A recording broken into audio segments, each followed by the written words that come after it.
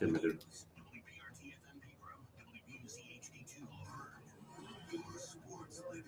You have to bring it every single night. Because I get all that. We are the Game Nashville Sports Network on 102.5 and 106.3. Everybody knows. A Cromwell Media Station.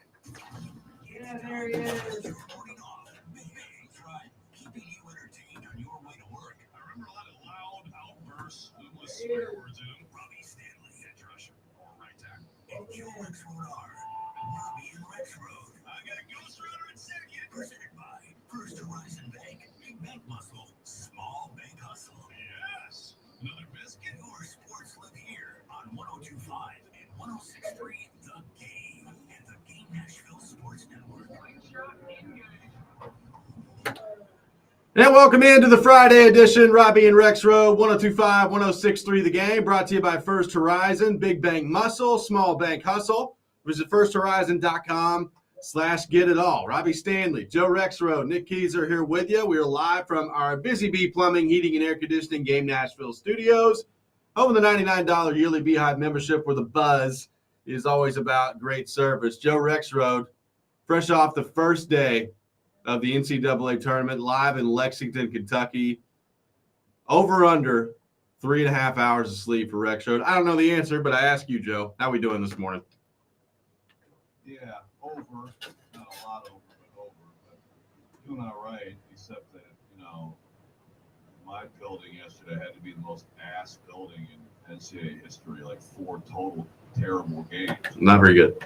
But worse than that, the freaking Vols game is at 9:40 p.m. on Saturday. I saw that. I'm gonna be mad about it all day. So, just fair warning. I'm angry. They trying to tap into that the California market out there with UCLA. It has to be it. You can start. Everybody here was convinced we were going to get the solo, noon game. If you go Auburn, Creighton, you do the noon game, and then the UCLA games, basically around 3, which is around noon, West Coast time. Which what people on a Saturday in LA, something like that. No, Guess not. I guess not. So, yay. Good for you. Someone's got to do it. Yeah. I guess so. I'm mad too. I'm walking out of Bridgestone Arena last night around 10:30, and Nick Keyser tells me he's bringing in donuts this morning. Do you think there's donuts anywhere in the studio this morning, Joe? The answer is no. Not a single donut. What happened? It was closed. Sorry. Told me it was open. Lights weren't on. I brought them before. I will redeem myself. I'm just telling you what was told to me 7 hours ago. What is the place? I thought it's no free ads, Joe. Okay, that's good. Is it a I'll chain leave when I'm place? informed. What now? Yeah. Well, is it like a widespread chain place, or is it? No. No, it's a local place. Yeah. Right across the street where I live. Yeah. Sounds good. Sounds So- good, but awesome. Empty promises from Nick Keyser walking out of Bridgestone Arena last night. Yeah. Exactly. So empty promises from Keyser walking out of there last night. Well, interesting how he makes those plans when he's nothing to go out of town. It is also, I didn't think about that, but also, bringing in some food when Rexrode's not here. Had you done it? Disrespect either way. A lot of disrespect. I did the Rob rant yesterday, Joe, and he played the Rex rant open. There's a lot of disrespect going on behind the glass, and I don't know how much longer I'm going to put up with it. These are your thoughts. He has no. Tells me sometimes. I'll improve. Better. Yeah. Better, young fella. Yeah. That's good stuff. So, Joe, we began with Tennessee in a game where Wofford hung around for a little while, but it really never felt like Tennessee was not in control of the game yesterday. They win 77-62 to punch their ticket to the round of 32. Chaz Lanier, 29 points. He goes 11 of 22 from the field, 6 of 13 from 3. Ziegler with 12 points, also had 12 assists as well. So a very Zakai Ziegler-like game yesterday against Wofford. Overall, what did you make of the Vols, their opening round win, and their performance in the first round of the NCAA tournament? Yeah, one pretty cool thing for Ziegler becomes Tennessee He's all-time assist leader with that, and the record holder, whose name is eluding me, and I'm going to get it, was there last night.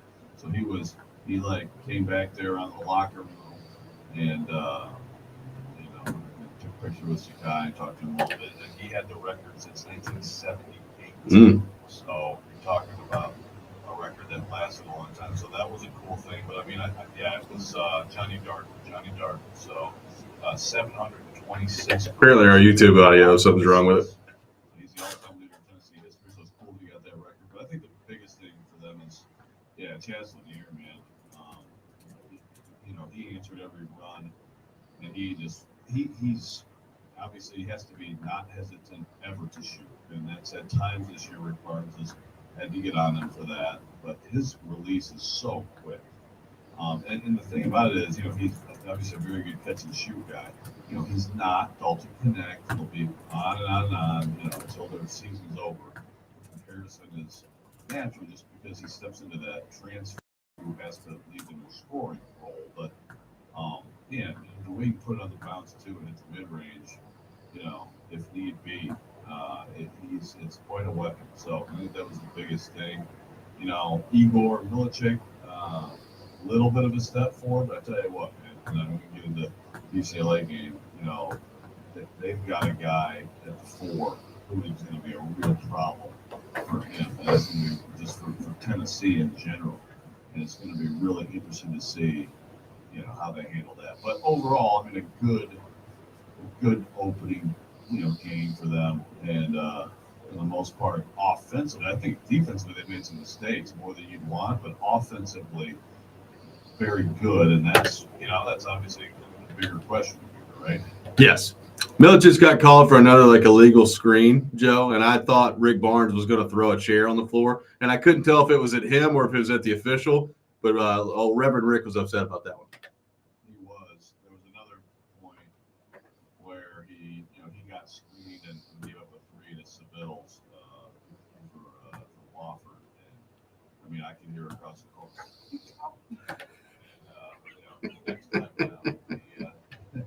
Next time down, he got through that screen. He saw the baseline screen, pinned down. He got through it. And they got to stop. I talked to him after the game, and I think the quote he said was, "I'm not going to trip if he wants to yell at me." So there you go. He's not tripping.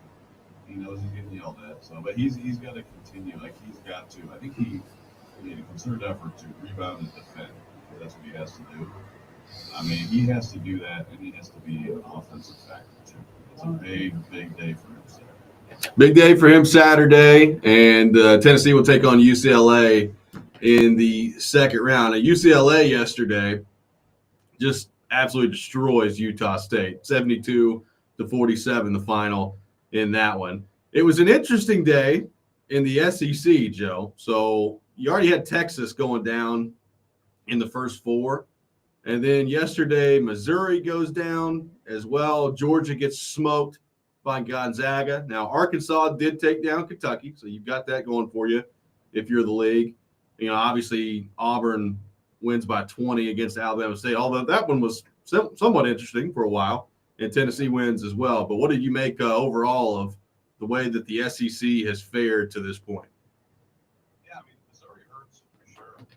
I had Missouri going to the Sweet 16. Same. In fact, I might have had them lead it in the bracket, I'm sure. I mean, it's not like it was even that crazy of a day. Basically, Drake and McNeese were the big stunners. I had it wrong. I had High Point. Well, actually, I had 16, so screw that up too. But anyway, I know you don't want to hear about my bracket. Well, you're the nation's leading bracketologist, so we can probably hear about yours. That is true. That is very good. No, I mean, the Missouri one hurts. It's like you lose some of these lower teams. It's going to happen, and Georgia, it's like 100-0 right away. For them, they fought back, in that game, but the terrible start. Oh boy. Hold on. I'm so unprepared. I might turn off here. Just let's hope I don't. So far, so good. Am I here? Am I You're still there. here? You're there. So not great. I mean, I think we lost him. He was worried about getting lost. I think we lost him there at the end. Rexrode's been zapped from the first segment. He'll be back with us here momentarily. We'll take your thoughts on the opening round of the NCAA tournament. We got more games to get to today, including Vanderbilt. We'll get into that a little bit later in the program with Vanderbilt's matchup against St. Mary's today. Tennessee takes down Wofford 77-62.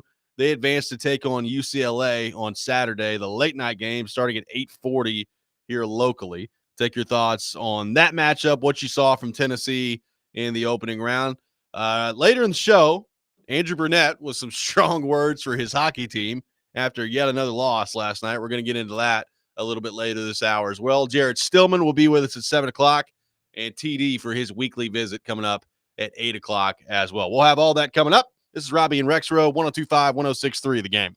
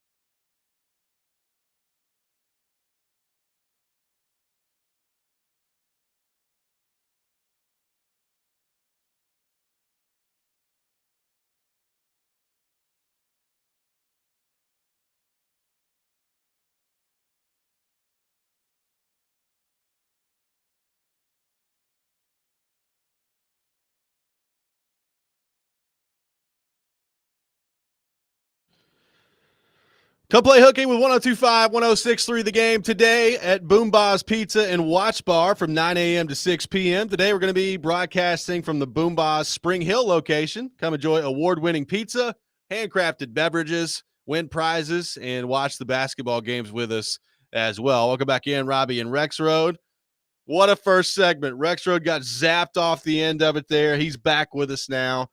Had audio issues on YouTube. Keezer got those fixed. Still didn't bring donuts, but we're off to a roaring start here on this Friday morning, Joe. Okay. Well, yeah, even if it wasn't like a crazy week like this, I feel like the 6 a.m., the very first segment of a Friday, is probably the most allowable bleep show, right, of the whole week. Sure. So happy Friday, everybody. Apparently, in the first segment, I also said that Arkansas beat Kentucky, which they did not do. They beat Kansas. So anyway, close enough. Close enough. That was a big win. That was a big win for the SEC. For one thing, it's an upset. Vanderbilt can do the same thing today with a 10-7, but the whole Cal, South, Patino. Now you get Cal Patino. Oh baby. Oh boy, that one's gonna be interesting.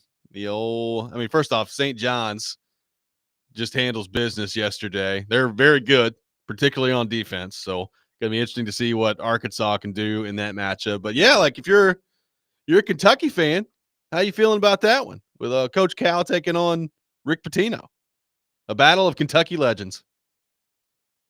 Yeah, that's good question. I know that Kentucky fans probably were nauseous yesterday as I walked in the building and it's just a Louisville home game and they're all like Junie's in there, all excited, and then late in the game with Louisville losing, like they're done. Creighton kicked their butt. Creighton, by the way, is going to beat Auburn's butt if Auburn doesn't wake the hell up. But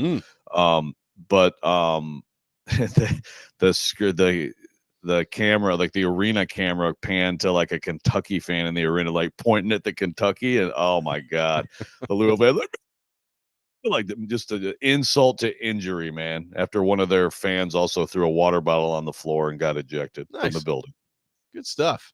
You did kind of get the raw end of the deal yesterday with your viewing at that place. Not very good games for you to experience yesterday. First time in my life, it was ass front to back. I've never had 4 games that sucked. I've never had that. So I'm just like, okay. It helped me. Like I would be way more tired now if like UCLA, Utah State was good. Yeah.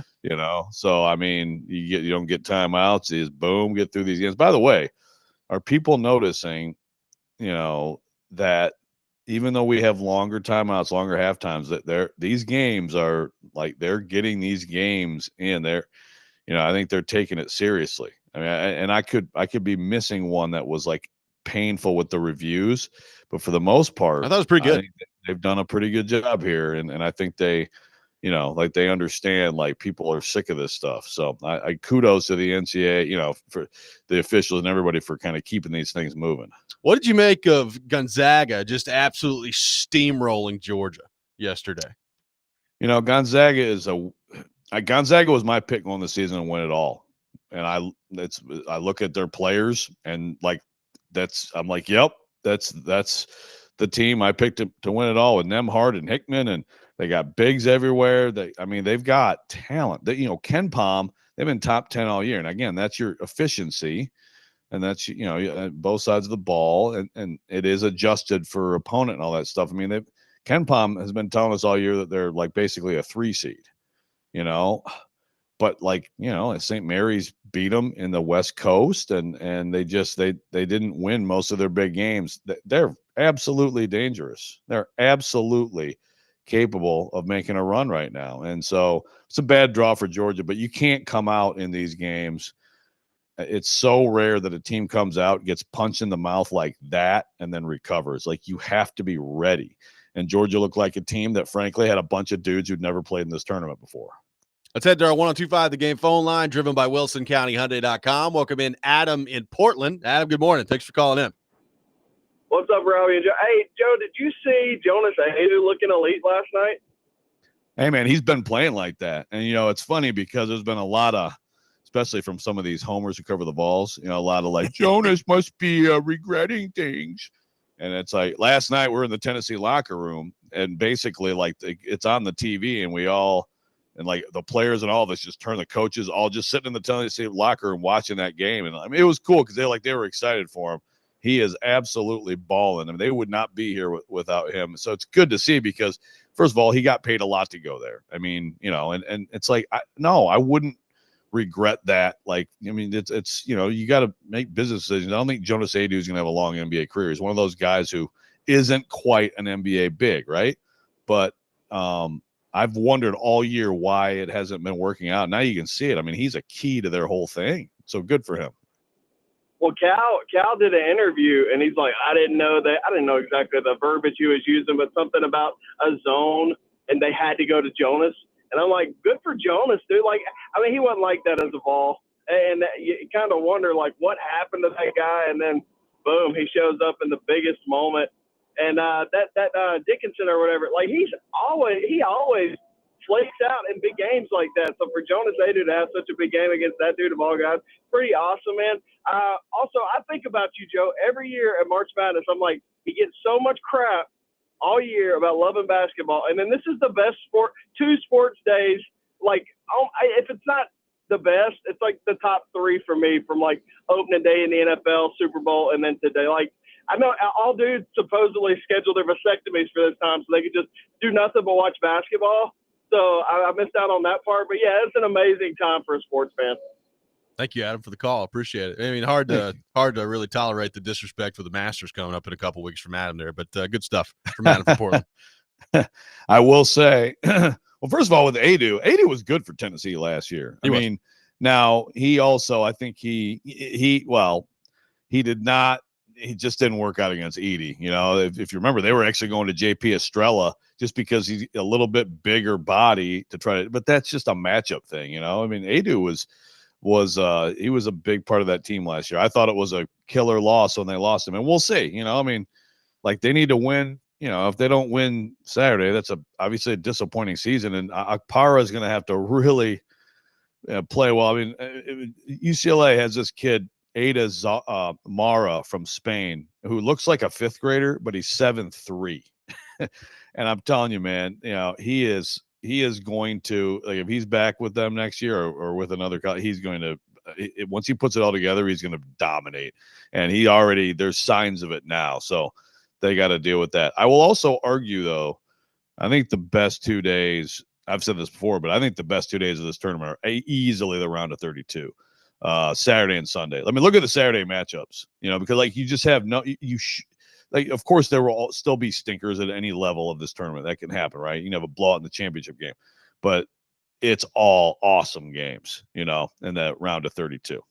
Joe, a couple local teams in action today in the men's tournament. Vanderbilt taking on St. Mary's. We're going to get a little bit deeper into them in the 7 o'clock hour, but your initial impressions on their matchup, and then Lipscomb taking on Iowa State later today at 12:30 here local time. What do you make of those two games coming up later today?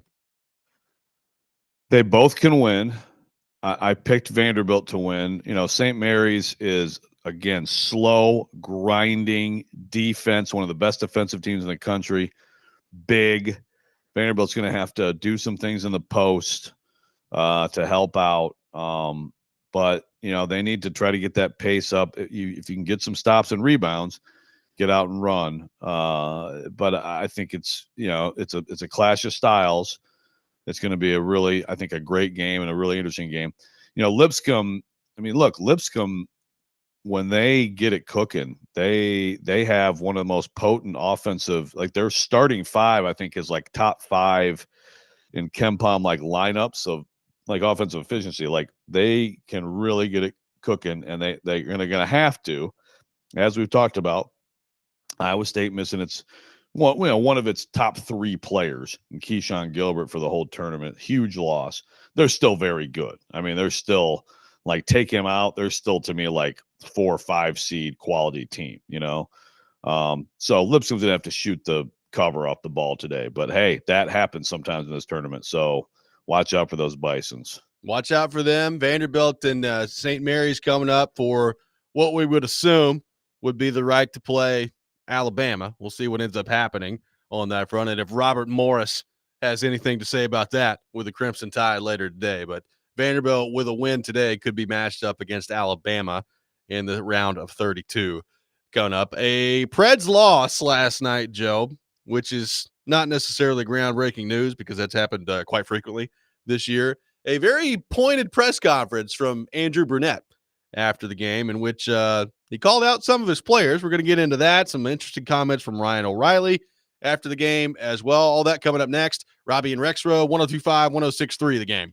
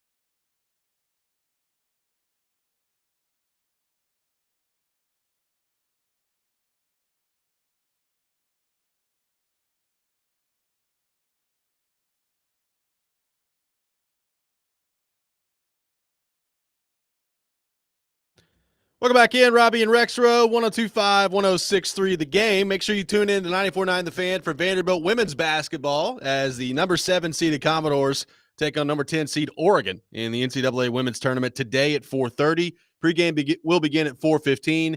Coverage also available on the 94.9 The Fan app and at 94.9thefan.com. Robby and Rexrode brought to you by First Horizon. Big bank muscle, small bank hustle. Visit firsthorizon.com/get-it-all. Joe, another loss for the Preds last night. They lose 4-1 to the Anaheim Ducks. So, first off, they get swept this year by the Ducks. They lost all 3 matchups against Anaheim, and this is not necessarily, the Anaheim Ducks team that went to the Western Conference Final against the Predators in 2017. So, They're not good. very mighty. Yeah, they're not very mighty. Not very good on that front. So you get swept by the Ducks. Predators are now 25, 35, and 8 on the season. 68 games in. They got 14 left, and it is a march here to the finish. By the way, they got Toronto coming up tomorrow, St. Louis Sunday, Carolina Tuesday, and St. Louis again Thursday, Joe. So that's great. Got a lot of pretty good teams coming up here for the Predators, so we'll see what that looks like. The loss at this point in the season, Joe, just kind of is what it is. It's another example of, they got up 1-0, Stamkos scores, and then they did basically nothing the rest of the game, which has been the case far too often this year. And Andrew Brunette kind of looks like he's had enough based on the way his press conference went last night. Now, he has talked about with us, he talked about it yesterday on our show, Joe, fully realizing that when you're out of it, which they are, it can be very difficult, particularly with guys who have been around for a long time, to manufacture some of that motivation and play out the string here. I think last night Brunette was very, very disappointed in what he saw from his team. Here's what Andrew Brunette had to say about his team and their professionalism and or lack thereof after the game last night. Yeah, it's challenging. It's been a challenging year. It just hasn't really. You kind of hoped that we talked about this, that you'd kind of get a little better feeling and kind of build off of it. And we keep slipping. We get one, and you win 4 in a row, feeling pretty good about your game, and it's almost like this group we don't see the little bit of the danger, and next thing you know, we're back to ground zero again, and we're able to get any traction on an identity and on doing things a certain way. And when we do, sometimes I feel like we're like, okay, we're okay. And then we're right back to where we started, and we're back to where we started again right now. I think we got 3 goals in the last 4 games. None of them really, I thought maybe the in Anaheim game looked a little bit like us. The last, some haven't really. So we have to find it. It's challenging. We got a lot of guys that haven't been in this situation with our veteran guys for a while. I think mentally it's a drain. It's hard. But they're going to be here a long time, or they have a long time on their contracts. And, I think for them, it's important that they're supposed to be our leaders. They have to set their example going a certain way. So our young guys see that one, we never want to be here again, but when we are here, we have to handle ourselves with a little bit more professionalism than we are right now. So that was Brunette after the game last night, talking about how, some of his players are going to be here for a long time, or at least they have some time on their contracts. Talks about how, they need a little bit more professionalism from their leadership, guys who are supposed to be their leaders, than what they've seen lately. I thought some pretty pointed words last night in the post-game press conference from Brunette. Joe, what'd you make of what Andrew Brunette had to say there? Well, I think especially, look, he understands it. He said it. We all know it. Like the guys who are older, who have been through many, many runs to the playoffs and been in playoff series like that, it's hard for them. But professionalism is the word that stands out to me there. Professionalism? I mean, that's a big word. So, I guess, you could say, well, he's just talking about just playing at the highest level or whatever. But I don't know, to me, that word can mean so many different things. Yeah. I mean, I'm looking at the lineup last night. First off, there's not a whole lot of guys in there right now based on the injuries and stuff that they have. Like Saros didn't play last night. So there's not a whole lot of guys in there that have like long-term expensive contracts. There was Marchessault, Shea, O'Reilly, Stamkos, and Forsberg. Like that's basically what it was last Yeah, night. so it's like, I mean, I know some Preds fans like would wish that like he was talking about the captain Yossi, Right. but he's not playing. Yeah, he ain't out there. So, I doubt very seriously, just from, we're going to get to this here in just a few minutes. I doubt very seriously he's talking about Ryan O'Reilly. That's just my guess. Like I don't think Can't Ryan imagine. O'Reilly is the person he's referring to. It's hard for me to imagine that he's talking about Steven Stamkos, but I don't know. Maybe he is. But I thought that was pretty interesting. Like, I think he's clearly not happy with the approach that they have put on display out there. And look, they're a bad offensive team. There's no other way to put it. They're a bad offensive team. They've been a bad offensive team all year. And right now on a 4-game losing streak, they've scored 3 goals in the last 4 games. So, I mean, it's brutal out there to kind of just suffer through at this point. But, I mean, I think you can sense some clear disappointment there with the way that it's gone. And, he talked after that about how, he was a player and he understands. And this was a phrase that you don't really hear coaches use that often, but he like flat out admitted that he's like, there's nothing to play for right now. He's like, when you're out of it, he's like, and you have nothing to play for, it's hard. Like, I understand that, but he was like, you can't allow yourself to use that as an excuse. And, we've talked about this. I think I don't know how much this is going to weigh into Barry Trotz's decision on Brunette after the year, but I would have to think it weighs some into it in terms of like, how do these guys play out the string? Like, do they just fold and they just like quit down the stretch here? And that can't reflect well on the coaching staff if that happens, No. right? And I'm not going to say that they quit last night, Joe, but some of the play in front of the net in particular defensively, I mean, they were soft. They were just totally soft last night.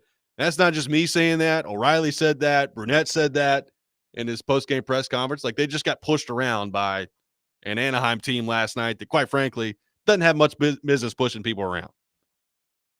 Yeah, I mean, if you want to, again, maybe it's irresponsible to speculate, but Shea has just had a bad year, so I don't know. I mean, I like that. Just the new guys, and again, I guess they're also supposed to. I mean, I guess any of these veterans you could say are supposed to be leaders of this team, right? I mean, typically new guys come in. There's already like leaders built into this team. Now Stamkos is kind of like you expect that, right? And, and like you said, I mean, it's hard to imagine he's talking about him. So I don't know. Shea, Marchessault. Well, I will say, like, Marchessault last night, I think may fit into the mold here. Like, he had a play where, I mean, he's about, I don't know, 5 feet away from the red line at center ice. And rather than just getting there, I mean, they're on the end of a long shift. And rather than just like fighting to get there and dump the puck in to make sure you're not getting an icing, he just fires it down and there's an icing. And after they've been out there for a minute, his teammates are trying to get off the ice for a change. And he just kind of lazily fires one down there for an icing. They got to go back in the defensive zone, get hemmed in the other way. Like, it's just little stuff like that right now they're not doing. Yeah. I mean, you talk about a slog ahead, man, I mean, and like, that's the thing. It's like, how much does this stuff matter to Barry Trotz? I guess to ownership too, but in particular to Barry Trotz when it comes to evaluating the coaches. I mean, they all know the score, right? He certainly knows how difficult this is. And I'm sure Barry Trotz and Brunette have had conversations specifically about about players, who are or aren't, kind of holding up the standard. But at the same time, like, it's just, I don't know the answer, because I think Barry Trotz is already kind of being unconventional when it comes to management, dealing with a coach in this league. But how much urgency do you think Brunette has here, just to have, even again, if it's not winning a lot of these games, looking like a hockey team that gives a crap? Well, I think there's got to be some. And look, like, quite honestly, and I talked about this with some people last night after the game, that sort of a press conference where he basically called people out last night, I probably wanted to see that in like November, right? like have a little bit more of that in November. And look, Brunette typically, I mean, he's a pretty honest guy. Like if you ask him something after the game, he'll talk about it. So it's not like he just sugarcoats stuff. But I thought last night, Joe, for maybe the first time in a while, he like went out of his way to call people out last night. Yeah. So obviously, and I did, it didn't seem like overly emotional. Yeah, he wasn't like seething or anything. Yeah, he was kind of matter of fact with it. So, I mean, look, if you're him, I mean, self-preservation is a thing right now. By the way, last night Rangers fans apparently are chanting "Fire Lavi" over there, so that's going well. Was Vingan for in him? What's that? Was Vingan there, or was he innocent he bystander? just pops up. Peter. Peter, you think you're gonna get fired today? But yeah, I mean, if you're brunette too, it's almost like you can't be done wrong here by these guys. But that's then it gets into the whole thing of like these players, like, do they look at this like they are like they have some role in whether he stays or goes, and how much does that motivate or not motivate them? Yeah, I mean, that's a great question. I mean, to that point, there's an interesting text on the text line that I think absolutely nails a concern that I would have after hearing some of that last night that we'll get into coming up next. Also hear from Predators forward Ryan O'Reilly, who basically like attacked himself in the post game last night. More of that coming up next. Robby and Rexrode 102.5, 106.3 The Game.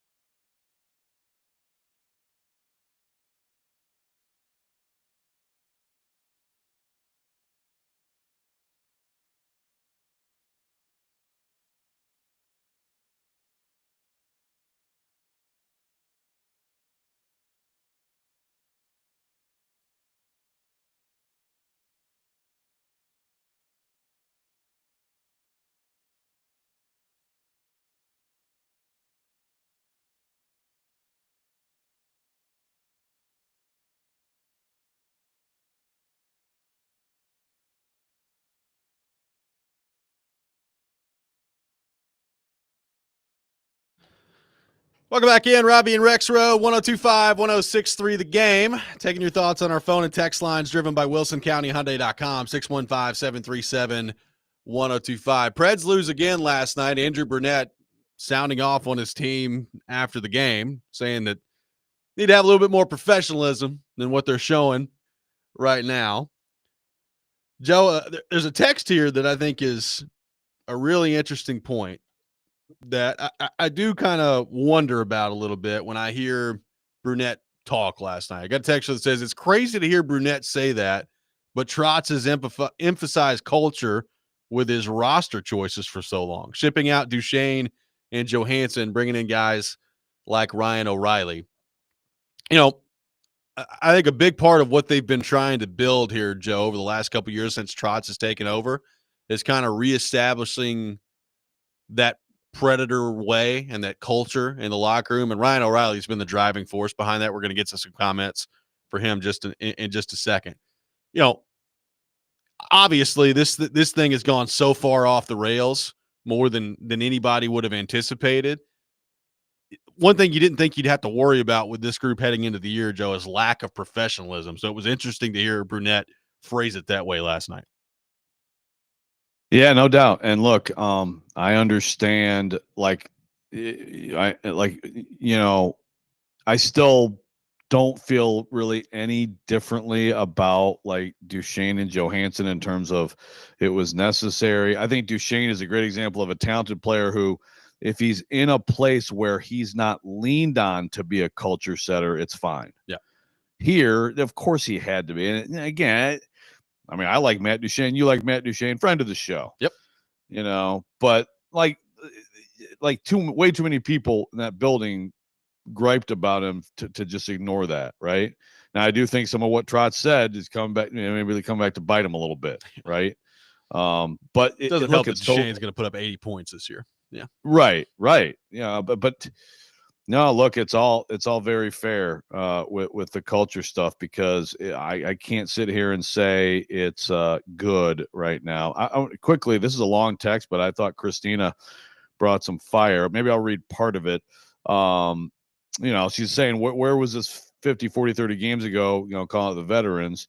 Is he finally waking up? Why is he playing him? Sit him on the bench. Plus this BS line about nothing to play for. Seriously, they have a group of season ticket holders who have spent time and money on this team. If they want to quit, I'll sell the rest of my home seats to opposing fans. That's Christina. So some people pissed off, and they have every right to be. Sure, of course you do. And look, I will say, he did talk about after that answer, just in all fairness, of, they do have they have a job to do, and it's like you're a professional hockey player, and like going out there and playing with pride and all those things. But yeah, like I understand what he's saying is like, I mean, they've looked at the standings for a while now and known that the playoffs are not a part of their future. And when you've got guys that have done a lot of winning in their career that expected to be in the playoffs this year, that's a tough pill to swallow. I think a tough mental hurdle to overcome. I mean, but honestly, Joe, like I had a little bit more sympathy for that against a team like St. Louis. Like St. Louis right now is in the grind. Like they are. Right. They are fighting for their life for the playoffs, and they're trying to make a push for that last spot. I mean, Anaheim was 9 points out heading into last night. Like they're not totally dead, but it's going to take a miracle for them to get in the playoffs. So, like, they should not really be a more quote-unquote professional or desperate team than you are, given your situation last night. So, I just thought that part of it was interesting. We bring up O'Reilly, and we've talked about this before, Joe. Like, every time the Predators lose a game, he basically like takes the entirety of the blame and puts everything on himself. I think it was to an extreme level last night. He basically talked for like 3 minutes after the game, Joe, last night, and every other word was about how terrible he is. Here was part of what Ryan O'Reilly had to say after the game last night. You've talked about this being, one of the toughest stretches of your career just to deal with mentally. Like, what's the challenge for you and the guys to kind of grind through this here? I don't really know what to say. It's I want to be mad, but I feel like I'm not good enough to get mad right now. It's it's just as a group, I think we all know we have to be better, and I'm not really doing much out there. I know for myself, just feel like I'm skating and not accomplishing anything, and it's just frustration. But I know I definitely have to be a better leader, find a way to do something here, and I think the other leaders too. We have to. Group's not going to compete if we aren't, and again, that's a big onus on myself. It's pretty pathetic. So says it's pretty pathetic. Big onus on himself. Group's not going to compete if the leadership doesn't. He talked for 3 minutes yesterday, Joe. Said he wasn't good enough to be mad right now. Said that he feels like he hadn't made a good hockey play in weeks. Talked about how his leadership's been bad. Talked about how he just is not accomplishing anything out there right now. I mean, Ryan O'Reilly was just like taking the sword and repeatedly falling on it last night. Yeah, man, he is like, he's kind of like Chris Farley in those interviews on SNL. He's like, Paul McCartney, remember when you said have you ever seen the movie Terminator? And he's like, oh, I'm so stupid. Stupid. So it's like, oh man, I'll be honest with you. Like sometimes, last night was a good example. Like I know this about him now, so when I go into a media setting with him, I know what's coming. Like I know that he's getting ready to just absolutely torch himself, and he did it last night. And it got to the point where I couldn't make eye contact with him because it's not funny, but it kind of is because he just that it's not all his fault, but he just shoulders the entirety of it. Yeah. But it's like, with that stuff, it's like, I mean, everything at this point, it's all old, it's all like anything anyone can say right now. There are plenty of people who are like, I can't, I don't even want to hear it right now. I totally understand. Let's head back. Go ahead. Let's head back to our 102.5 The Game phone line. Welcome in Dwight to the program. Dwight, good morning. Thanks for calling in. Hey, how's it going? When I did basic training in the Air Force a few years back, the motto of one of our squadrons that I went through is professionalism, which is doing the things you have to do to get your job done, doing them at a high level because attitude and all that rubs off. How you do your job rubs off on everybody. When these guys were having to bench some of their players, was it a month ago, 2 months ago, and they were putting guys on the bench, you're a paid professional athlete.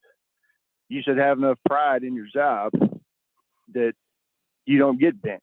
And people are asking, why would you bench, a guy making $8 million a year? Well, you embarrass them. They're still kids at heart. Nobody wants to get put on the bench.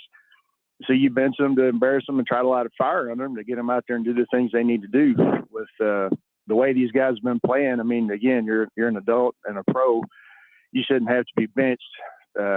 Maybe some of the guys they brought in aren't as good or didn't have the attitude that they needed. I don't really know what else to say about them. They're not good. Yep. Thanks for the call, Dwight. Appreciate it. I mean, look, I think, Joe, there's 14 games left. So the time for benching people is probably gone. I mean, if you're going to do that, you probably should have done that a while ago. And when everything's lost at this point for the season, and quite frankly, with the injury situation that not only they have, but Milwaukee has as well, they don't really have the luxury of benching people. Like they're banged up. So the guys that can play got to go out there and play. But I certainly understand the sentiment. Yeah, and look, it is a question of professionalism here moving forward. And it's interesting too because you got fans like Christina who are like, hey man, I support you. We come to the games to see you win, see you play well, see you care. And obviously there's also a lot of the fan base that's like, whatever you do, don't win. Right. But these guys, again, this should everybody individually needs to just understand, everybody's watching you and you got, you got to go out the right way. And then, then obviously the evaluation of the coaching staff happens with Barry Trotz. We'll have Jared Stillman with us coming up next. We'll get into the Preds, the NCAA tournament, the Titans with Stilly. Lots to get into. Robby and Rexrode, 102.5, 106.3, The Game.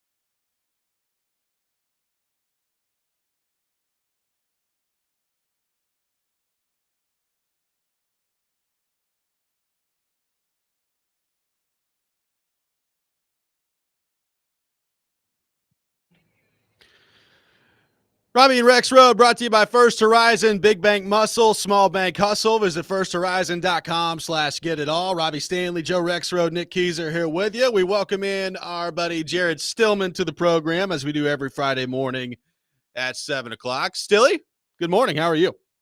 I'm just super, and so thankful to be on this program today and to be with you guys. Well, we're thankful to have you, Stilly. First Which, off, by the way, sorry, I don't want to say, Robby, I actually kind of have a bone to pick with you. have at it. I listened to the last hour of the program and the Andrew Burnett stuff, which I didn't watch the game last night. I didn't hear the press conference last night, so that's all new to me. I can assume what the game looked like last night just based off all the other games they've had this year. That is correct. I'm sure it was very similar to those. You know who Burnett's talking about. Now, you and I have never had the conversation about this, but I know that you know who he's talking about. Who is he talking about? He's talking about Marchessault. You think it's just all Only? Marchessault? I don't think it's solely Marchessault. I do think he's part of it. Marchessault. I think that there is a sentiment that maybe I have heard that Marchessault might be the problem. Well, I did say, I mean, there was a play last night that I think kind of really describes the way that game went, and it was just kind of a lazy play by him that has happened too often this year. So I have no doubt he's a big part of it. I just have my doubts that he's the only part of it. Well, I go back to what Vingan said, I want to say right around the election. So that's early November, where he was like, why will Andrew Burnett not hold Jonathan Marchessault accountable?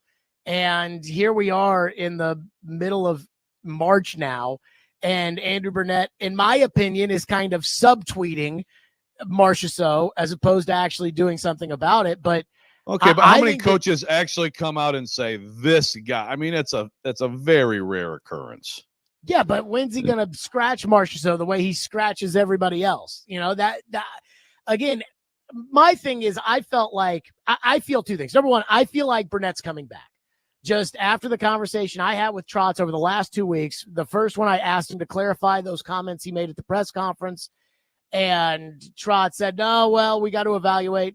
And then this week when I asked him about Burnett and about the job he was doing, they just keep, whether it's Burnett saying, hey, we've got to make changes going into camp next year, or Trotz saying, well, I gave him a bad hand and I put him in a bad situation, and look at all these guys that got hurt and look at all these guys that ended up out.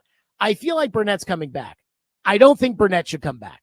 And I felt like last night was kind of a glaring example, just that press conference alone, where Burnett's up there saying like, hey, I need more professionalism out of the veteran guys. Well, Andrew, that is your job. You are the coach. Like that's on you to get that out of him. So I don't think he should come back. I think they not only need to shake it up at coach, I think they need a big hockey trade in the offseason that shakes up the room. But just the sentiment I get is there's some people, let me just say this. I feel like there are some people in the organization, I'll be very careful how I say this, that feel like Marchessault has not made anything better this year and has only made things worse. Well, I mean, it's hard to argue with that with the results that they put on display out there. I don't know. I mean, again, I have no doubt that he's a huge part of it. And I have to also think, I guess I'm with you to a certain degree on trying to piece together what both Burnett and Trotz have said about what that could mean for his future. I also have to think, though, like if they just totally just fall apart and quit down the last 14 games here, and whatever conversations happen with the players after the year, like I don't think if you're Trotz, you could possibly have just totally made that decision yet that he's coming back.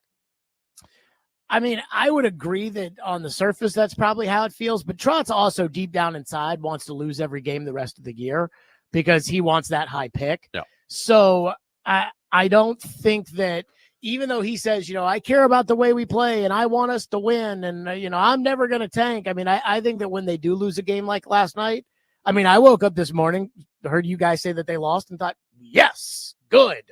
I think a lot of people feel that way. Happy about that because I want the high pick.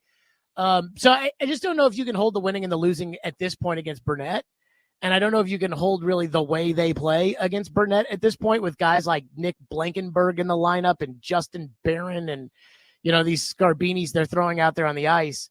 But at the same time, I mean, this year's been a disaster, and it just feels like this team is in such a funk. They've been in such a funk all year. And I think Burnett's a good coach, but at some point you can't move all these guys with their contracts. Even if Marchessault is the problem, you can't move Marchessault. So what do you have to do? You have to fire the coach and see if somebody else can get through to him. Yeah, Rangers fans want to fire your favorite coach too, but That's true. It's possible that both of these coaches will be sitting there watching the guy you said is the worst coach of all time, John Hines, coach the Minnesota Wild in the playoffs. Your thoughts? Well, let's see if John Hines can finally win a playoff series. I believe he's like 0 of 13 in his career when he gets to the playoffs. I think he's got like 2 playoff wins in his career. So I'm really pulling for the fact that maybe Minnesota could, win a series before we decide to put John Hines in the Hockey Hall of Fame. And right now, no one's they'd be putting him in the Hall playing of Vegas too, and they're not going to win that series. They're not going to win that one. But I mean, it is very disappointing for me to see the fact that John Hines' team is doing so much better than this team, and that it feels like Andrew Burnett has no control over this team. I mean, it is very, very disappointing, especially after last year where I felt like Andrew Burnett did a great job. And so I'm trying to figure out what happened. Like, what was obviously we know that they signed the 3 guys, but like what happened between last year's team and this year's? Was Ryan McDonough that big of a leader in the locker room as far as this team? I don't know, but this is very concerning. At the least, it's very concerning. To me, this is a 5-alarm fire. And again, I still think Burnett's a good coach, and I still think Hines is a bad coach, but I do believe that it has run its course here with Burnett and that they need to start over because this season has been such a disaster, and there has to be some sort of major change. Barry Trotz cannot just take it on the chin this year and then run it back and say, well, we got off to a bad start. We didn't hold training camp well. And, we had some guys in there that we shouldn't have brought back like Carrier. And so now this is a blank slate and a new year. And I think there's a chance they might do that, but I don't think they can do that. And then, again, on the other thing with Trotz, I don't know if you guys saw in The Athletic, I heard Vingan talking about this yesterday, but Chris Johnston, his report was that the Predators are looking to make moves that might make them worse than they are this year. I'm like, how can you be worse than you are this year? And then what's that mean? Because that sounds like Trotz is going to blow it up with a full-on rebuild. And I talk to Trotz every week, and I don't have that sentiment. So I don't even know. It feels like one day, the idea of what's next with the Predators is over here, and then it's over there. And so I don't even know what they're doing. Well, and that may be part of the problem. Some rapid fire questions to get to. Number one, what do you make of Tennessee's path here in the NCAA tournament and their chances to break through and get to the Final Four? And number two, and I want to get your thoughts on this from the Titans standpoint. I'm looking at their roster right now, Jared, and I'm saying, all right, let's say they take Cam Ward at number 1. If they draft a receiver at 35, who in the world's rushing the passer for this team? And if they draft an edge rusher at 35, who in the world's catching footballs for this team outside of Calvin Ridley? So I'll hit the first one. I think Tennessee's got a pretty good shot at the Final Four. I mean, again, Houston's good. Joe would know better than I would. But I think that I'm pretty excited about this potential Tennessee-Kentucky Sweet 16 matchup. On the Titans front, I will say that they almost have to go receiver at 35 because tight end is so bad. And if you've got a young quarterback, you have to give the young quarterback some sort of, kind of, I don't want to say safety valve, but you got to give him something. And it's got to be more than an outside receiver, which is Ridley. Like, it's got to be something where, hey, when in doubt, Cam Ward can throw the ball to his favorite guy, and his favorite guy can be this guy. And the Titans don't have tight ends that are capable of being that. And so I'm like, okay, if Luther Burden is available at 35, that feels like, okay, take him, stick Burden in the slot, and Cam, you're throwing to Luther Burden, and then throw the ball deep to Calvin Ridley and go about your business. But, I mean, one thing we haven't really talked about, I think the defense last year for the Titans was absolute garbage. And I know that they were the second-ranked defense in the NFL. But I think that second-ranked defense is the only positive statistic they had last year. They didn't sack the quarterback. They didn't force turnovers. They did not keep teams from scoring. And I think the reason that they were the second-ranked defense, which is measured in total yards, was simply because the special teams and Will Levis gave up too many short fields over the course of the season. I felt like the Titans' defense was terrible. In my opinion, they have one premium player on that team right now, and that is Simmons. Like, he's the only guy, and even that might be a stretch as far as, is Simmons really a premium player, or is he just a good player who gets hyped up around here because, oh yeah, Big Jeff. If they don't add on defense, how are they going to get any better? Like, they were bad last year, and they've done nothing but subtract dead weight, which I'm fine with. Awuzie, who cares? Harold Landry, not really impactful anymore, fine. But if you don't add premium picks on your defense, how do you get premium players? And so I don't think that they can just sit there and do what they did last year and pick in the fourth round the way they picked Cedric Gray and say, oh, this will be fine, because clearly that didn't work. So I am, to your point, very, very concerned. This is why, again, going back to the beginning of this, I think they probably should have signed Sam Darnold and traded the pick. And just all the insiders, I don't know, if you guys have been following this, but it sounds like between Schefter and Fowler and Paul and TD and people that are clearly talking to the team, they say they're not committed to Cam Ward and that a trade is still possible, which then would mean what? Jameis Winston's the quarterback next year? So, again, maybe they'll get creative and they'll trade down from 35 and they'll still get a good player and they'll add a third-round pick and they'll be able to, fix the defense or do something, where they bring in premium talents, not to play right away. Doesn't have to play right away, but just has to be a premium impact player down the road, because the defense is absolutely lacking those kind of impactful young players. Thanks a lot for those rapid fire answers. Give me another one, Joe. No, we have to go. Jared, wonderful stuff as always. Thank you for being with us, and we'll be listening at 2:00. Well, Vanderbilt will be on today at 2:00, so there is no We'll still be today, listening to that. Yeah, absolutely. Have a great weekend, guys. Yes, Jared Stillman, our guest, joins us every Friday morning at 7:00. We'll react to what Jared had to say there. Coming up next, take your thoughts. 615-737-1025. Robby and Rexrode, 1025, 1063, The Game.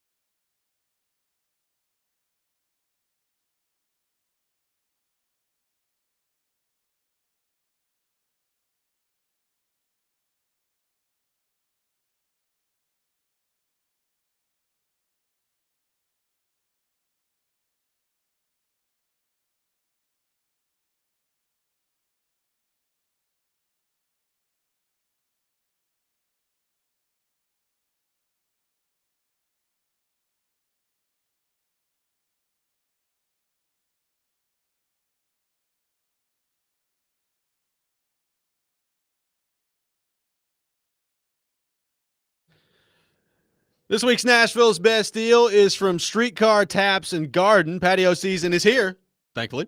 Enjoy great food, cold drinks, and fresh air on Streetcar Taps and Garden's covered patio. Get half off a $30 gift card before they're gone at thegamenashville.com/deals. Welcome back in, Robby and Rexrode. We are live from our Busy Bee Plumbing, Heating, and Air Conditioning Game Nashville studios. Home of the $99 yearly Beehive membership where the buzz is always about great service. No yelling at Stilly this morning from Joe. Didn't really give you a whole lot of time to do it, but a nice calm approach this morning. I think Rexrode needed that. Well, I mean, I couldn't get a word in. I mean, it's probably good we didn't get into like, his NCAA tournament theories. I mean, I heard some of those. Yeah, I mean, I've already ranted about it. Actually, did you see I wrote about it too this week? Did, yes. I wonder if he saw that. I hope he did and enjoyed it. I didn't mention him by name. I just talked about how some of the dumbest things people have said this week about NCAA basketball. I just want you to know, and this is probably going to really make you mad, but that's okay. Okay. I want you to know that, earlier this week, we had Gentry Estes on, and he was talking about your rants and like trying to assign a percentage to how many of them were correlated with Jared in some way. Yeah. And you said, like 2 or 3%, which I think you eventually moved up to 6. And I said it was more like 30. And people think I'm crazy. I mean, people think that it's like 60%. Well, they're stupid.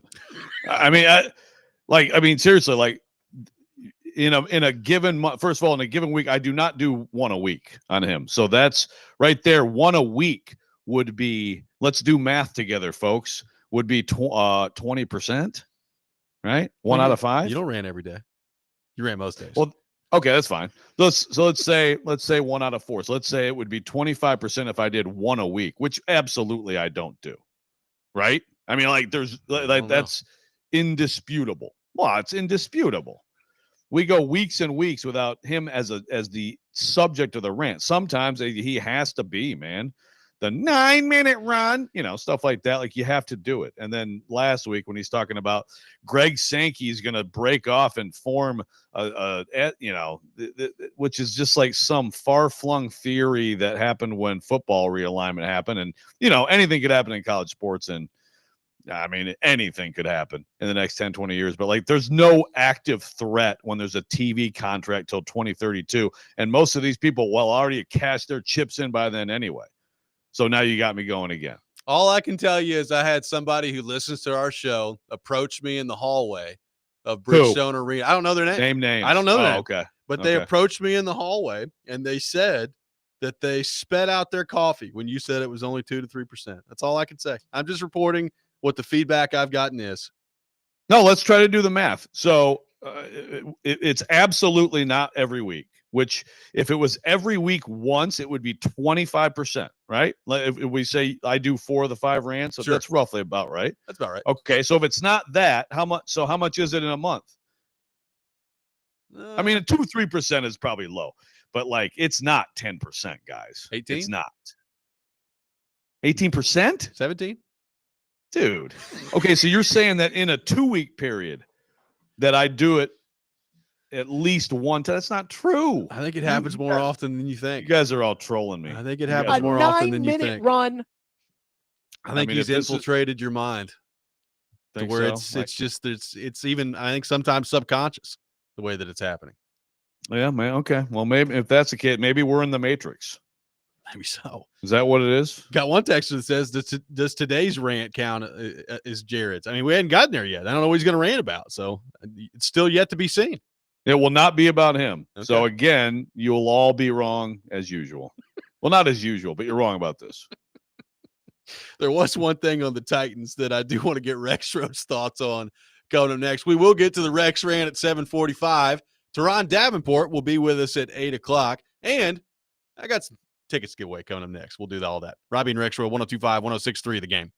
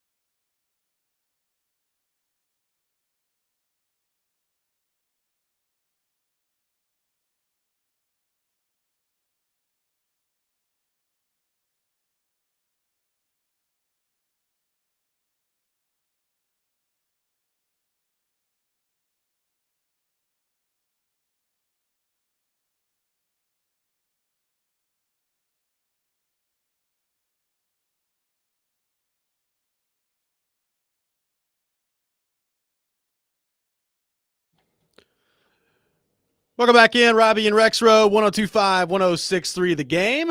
We are taking your thoughts on our phone and text lines, driven by WilsonCountyHyundai.com, 615-737-1025. I got some tickets to give away to see Shinedown at Bridgestone Arena coming up on Saturday, May the 10th. Be caller 5, 615-737-1025. Caller 5 will win a pair of tickets to see Shinedown at Bridgestone Arena coming up on Saturday, May the 10th. So, Joe, I want to get into kind of what we talked about there at the end with Stilly on the Titans front. I'm sitting here looking at this, and we all believe that Cam Ward's going to be the pick at number 1. We'll see if that happens. So if it is, and you're drafting at 35, which is their first pick in the second round at the moment, we'll see if that changes between now and then. You could go edge rusher. And as we've talked about in this draft, I think there are a lot of really intriguing guys at edge rusher that you could go with. You could go receiver and try to add that young receiver that they have desperately needed for a while now to go with your young quarterback, presuming that Cam Ward is the pick at number 1. Based on where they're currently at, Joe, if they do that, let's say they go receiver.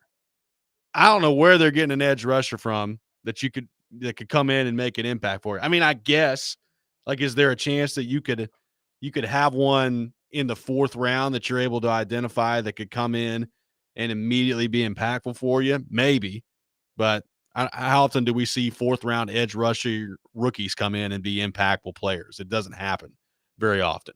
On the flip side, if you go edge at pick number 35, as we talked about all week this week, who's catching the ball for your quarterback? I mean, there's still some options that you can go pursue right now via free agency. And frankly, I think there are more options at free agency right now at receiver than there are edge rusher. So maybe that's part of the answer here. But I think either way you go with the current setup, Joe, presuming they're drafting Cam Ward, they're probably going to have a massive hole at one or both of wide receiver or edge rusher based on the current setup. Did you say right tackle and edge rusher? Did you say that? No, you didn't. I'm listing the rest of the receiver positions later in the show. Receiver and edge rusher, nickel and long snapper, safety. nickel. Yeah, there you go. Yeah. So you know what you do. You know what you do is you trade down and you pick both, and then you just let. I like the idea. Let Jameis wing it next year. I mean, you don't have to sell me on that. Yeah, I know. That's the answer. It is an interesting. And again, what it comes down to is we are talking about this in terms of need. What it has to come down to is they're at 35, and whoever the best football player is that they believe is the best football player, they have to take that guy because, like, you're just so bereft on this roster of difference makers. But, but I would be surprised, if it wasn't one of those two spots, because again, if things are pretty close, then I'm fine with need breaking a tie, right? Yeah. But again, if there's another position and it's just far and away, like, I cannot believe this player's here now, not quarterback. If you take another quarterback, whoa, Shadura's here. Oh my gosh, we got a great 2 QB system. But other than that, if there's just a great player that I can't believe is there, 35. Then, do that. Now, I think we always talk about trading out of 1, which we don't think is going to happen. We think it's going to be Cam Ward. Trading out of 35 is also, I think, something that if the opportunity were to materialize could be beneficial for sure. They need, again, what have they talked about? They've talked about 2 things, like, that they've made clear. Generational players, which, again, that term is used too loosely. I think there's one in this draft, and his name is Travis Hunter. But regardless, there's nobody saying these quarterbacks are generational. And they've talked about, like Brinker talked about, top of 100 picks. Okay, well, the only way you're coming close to what you laid out there is by trading down somewhere here and getting more picks. Yeah, I mean, 35 definitely could be an option to trade down. Like, we got one texter that says if Luther Burden or James Pierce are available at 35, then you take them. If not, you trade back. Like, the Luther Burden part of this is pretty interesting because, when this whole process began and you looked at all, like, the mock draft stuff, he was probably anywhere from, like, 8th to 15th, kind of somewhere in that range. And there are quite a few mock drafts that I've looked at over the last couple of weeks, Joe, that don't even have him in the first round. They've got him, like, early second round. a lot. Still have him in the first round, but it's interesting the perspective on Burden. We've talked a lot about Pierce, obviously, and some of the concerns there, but I'm going to be really fascinated to see where Burden goes in this draft. Yeah, I really like him. It was up and down a little bit there. I think he is going to be a good player in the NFL. Is he going to be a great player in the NFL? I don't know about that, but again, like you need if you can have a good receiver, and again, good receiver means someone who, to me, like is capable of 1,000-yard seasons, high level of production. The durability is obviously key with everybody. I mean, I think that's there. It's not super exciting. I mean, some people at one point thought Burden was like a top 10 pick, and he's kind of slid down a little bit, but I would not, and Restrepo's a guy, again, you're talking about a slot receiver. Yep. But I really think he's a tremendous player. And I know, so Cam Ward's throwing to, and some people might say, yeah, well, did Cam Ward make him look better? I don't think so. I think he's legitimately a guy who's going to make a difference in this league. Joe, we mentioned getting a little bit deeper into the Vanderbilt matchup that is taking place later today. They're taking on St. Mary's. You mentioned the contrasting styles that we're going to see with kind of a slower pace with St. Mary's, Vanderbilt, a little bit more high gear there with the way that they want to play. So is some of this, Joe, just as simple as that? Like who gets to their style of game and can sustain it longer in this one? Like if Vanderbilt's going to win, what's the path of them winning this game in your mind?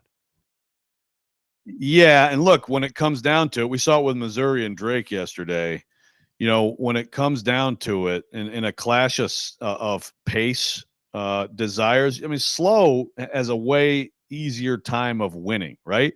I mean, you can't make a team play fast. I mean, you can try, and it's not like Vanderbilt's like a big pressure defense team. Like if you're a trapping, zone press type team, you can try to,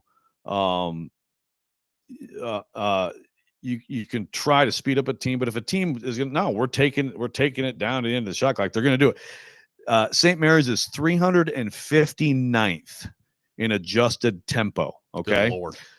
I mean, that's what they do. They come down, they grind it out. Also, they are number 2 in the country in offensive rebound percentage, and that is a big concern for Vanderbilt because you're not playing fast, you're not getting in transition if you don't get that defense clean rebound and get out, and that's so. I mean, look, there's a big onus on the bigs today for Vanderbilt. I mean, they're undersized. McLaughlin, those guys carry. I mean, they're going to have to be. No, they're physical.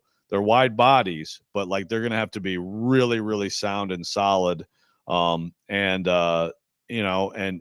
try to give them that opportunity. I think it's going to be a slower game because again, like if that's how you play, like Vanderbilt can't just totally manufacture a faster game, so they're going to have to play St. Mary's game, and then it comes down to, yes, if you have some transition, can you get any sort of any sort of runouts with turnovers? St. Mary's takes care of the ball pretty well. And again, St. Mary's defense 7th in the country. So, can you gotta hit shots. I mean, Jason Edwards, is he going to be a bucket today? AJ Hogard, who's of course in the same building as his former coach and our senior associate, regional assistant manager, executive producer Tom Izzo. Is he going to be? There's people who have good Hogard and bad Hogard. If he's good Hogard, which is physicality, getting in the lane, getting other people's shots, getting to the rim, not settling for jumpers when he's not a very good shooter, then I think they absolutely can win. I'm picking Vanderbilt to win, but I think they're going to have to win. It's going to be like a 60-58 kind of game. Well, they've certainly got rest, right? Like they hadn't played since last Wednesday in the SEC tournament. So, I mean, I guess depending on how you view that, Joe, that could be a good thing. That could be a bad thing. Are they rusty to begin the game? Like this is a game where you need to be able to shoot the ball well right off the hop here. We'll see if they can do that. But I'm with you. Like, we talked earlier in the week about how they did not end the season on a high note. They lost 3 in a row heading into this. Can this serve as an opportunity to kind of reset here, get to your style of game, and let the chips fall where they may after that? I mean, look, we all know this. This is already a very successful season for Mark Byington in year 1, regardless of what happens today in this game. So I think that helps Vanderbilt too. Like you're playing with house money. Go out there and let it fly, have some fun, and see what happens. Yeah, for sure. No question. It would be a huge. It's already been a huge success, and it would be a tremendous deal to win a game.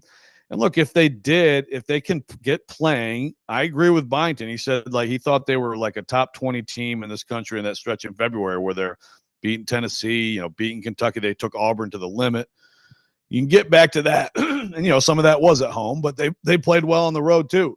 Excuse me. They had a real chance to beat Tennessee in Knoxville. And they kind of crumbled late, but they were right there. So can you get back to that? Because if you can, and then you'd be in a completely different kind of game against Alabama, which is really, to me, a more preferred kind of game for Vanderbilt. I think that could be a way more interesting game than some people might imagine. Speaking of Vanderbilt, tune in today to 102.5, 106.3 the game for Vanderbilt as they take on St. Mary's in the NCAA men's basketball tournament. It starts at 2:15, pregame beginning at 1:45. Coverage also available on the 102.5 The Game app and at thegamenashville.com. The Rex Rant with Joe Rexrode is coming up next. Teron Davenport coming up at 8 o'clock. We'll have weekend winners at 8:30. We're one of us on the program. Had a nice 6-0 week last week. We'll get into all that coming up. Robby and Rexrode, 102.5, 106.3 The Game.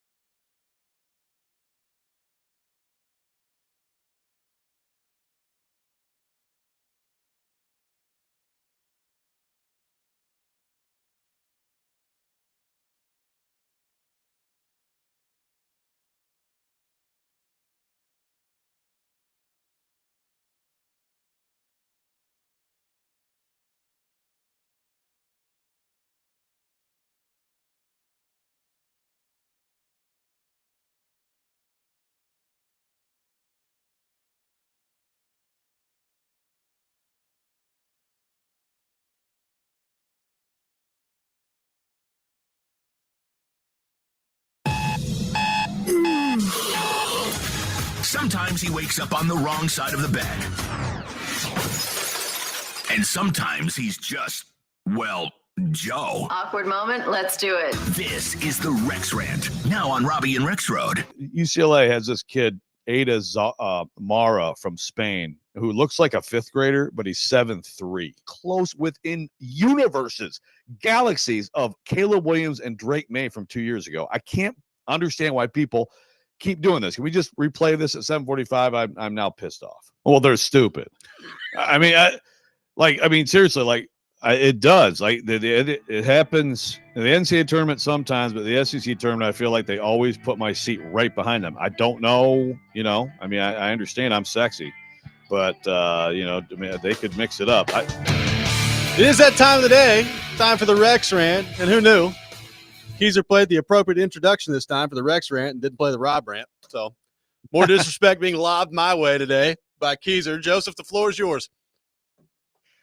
Thank you. All right, so a lot of reaction, most of which I won't get to, about this stilly math. So someone said, okay, I think it's, to be fair, once every 2 weeks, which I don't think it's that frequent. Well, but if it is, chalk another one up. Here's another one. But this is a conversation about math. If it is, then that's 12.5% roughly. I don't think it's that much, but that's as high as anyone could reasonably at all go. So everything else is, I mean, you can take it out of here, man. Take it out of here. Speaking of take it out of here, tell you what, man, these press conferences here, we've talked about this before. It is an absolute epidemic. And, listen, I've done it before. And then when I did it, I wanted to punch myself in the face. I felt like Ryan O'Reilly after a hockey loss. I wanted to stuff myself in a trash can.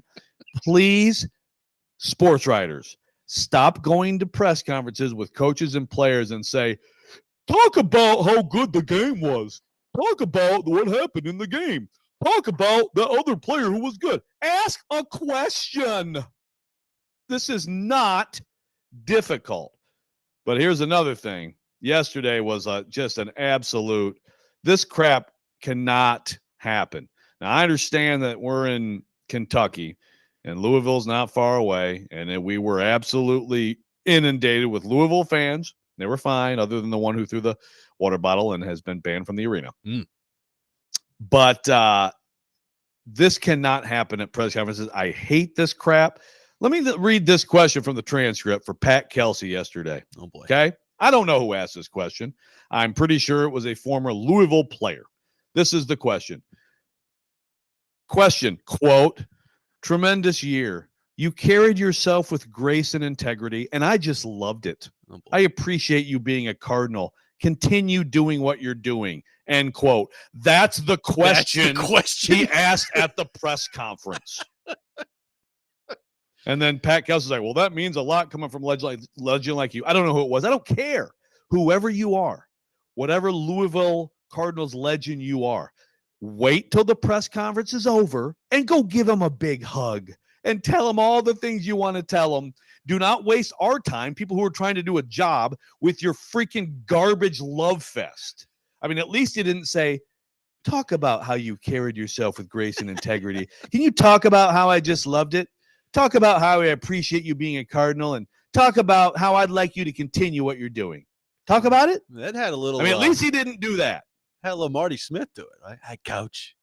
You've done just such a fantastic job. It's unbelievable the job you've done this year, Coach. I ran into Coach Harbaugh in the bathroom, and he said, excuse me, can you spare a square? I said, Coach Harbaugh, for you, I'll spare the whole row. God bless college sports. Oh. Yeah, seriously. I mean, we just, the talk about stuff, it's an epidemic. It's got to change. You cannot show up look, Louisville fans may know who it was. If you're a Louisville fan listening, again, I don't care who it was. All due respect to that person as a legend of the program. That's great. You have all sorts of opportunities. Obviously, they know each other. Yeah, and he may be on the Louisville radio, but I don't know. If you're most of these programs, have like a former player as a color analyst on the radio stuff, right? Sure. And they're huge homers. And by the way, man, the ball's got to get to the Final Four for my guy Burt Burlkamp. Burt? Yeah, they got to get there. But Burt Burlkamp doesn't show up at the press conference and say, that was awesome. I love you, Rick. No, you guys have relationships with each other. Talk to each other on your own time. You freaking, it's just insane. And it's an NCAA tournament press conference. And again, I'm not like Kaharski, all like high and mighty and hoity-toity and we're so important. No, but like it's for questions about the game for people who are writing about the game. Get the hell out of here. Well, at least they had a press conference. I mean, Kaharski's been on a crusade all week against the Titans that continued yesterday on his podcast. So good stuff. Is he still ranting about he's still very upset about it. The lack of it? I mean, I don't disagree with him. Like, I don't understand why you have a big signing like this and you don't make that guy available, but then you have a interview with Jim Wyatt for your own website. I think that's, especially with how this franchise has gone, to me, like you do everything you can to present possible good news to as many people as you can, right? Hey, Coach, can you talk about your schedule? Hey, Dan, will you talk about all those sacks you gave up last year, huh? Oh, man. A lot of people big fan of your Marty Smith impression on the text line. Thank you, Marty. I'm a fan of Marty Smith. We are fans of Marty Smith. But there are times when it's like, oh, my goodness, dude. And he's a fellow Virginia Tech fan like me. So, I got to shout out. But he is. There are times, Coach man, Harbaugh. when it's truly amazing.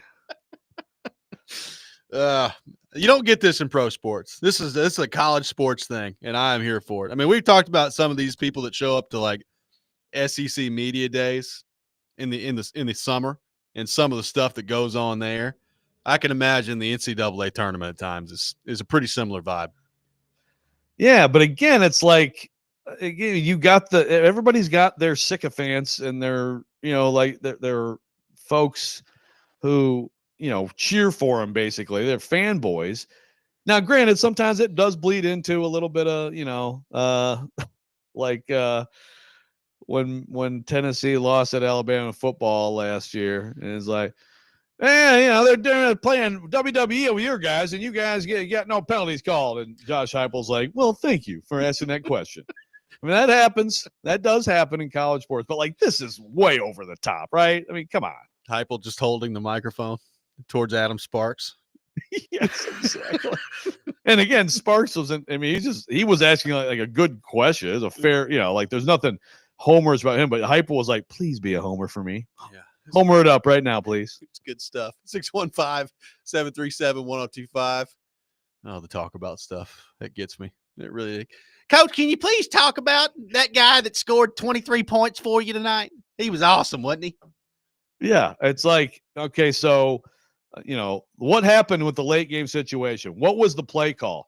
No. Not what was the play call. Talk about the play call. Ask a question. Oh, man. Teron Davenport will be with us coming up next. Robby and Rexrode, 102.5, 106.3, The Game.